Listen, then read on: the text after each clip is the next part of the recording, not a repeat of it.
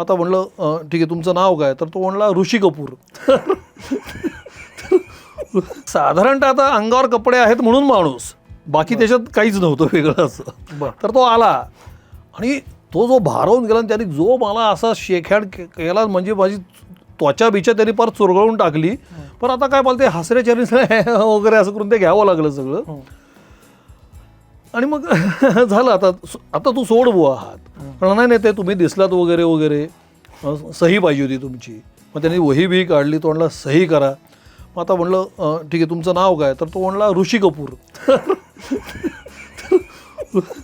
ऋषी कपूर म्हणल्यानंतर मी जो आवंडाच गेला एकदम. म्हटलं काय, म्हटलं आपल्या चुकीचं ऐकू आलं का काय. तो म्हणला ऋषी कपूर.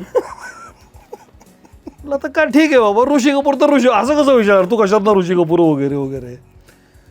म्हटलं पण लिहितो म्हणलं आता ऋषी कपूर असं. तो म्हणलं नाही पूर्ण नाव लिहा. लिहितो ना ऋषी कपूर. म्हटलं नाही पूर्ण नाव ऋषी कपूर जाधव आहे. त्याचं नाव ऋषी कपूर होतं. बर, ऋषी कपूर असं नाही, ऋषी कपूर. ऋषी कपूर आणि आडनाव जाधव होतं. तर हे मी एक अत्यंत वेगळं नाव ऐकलेलं होतं.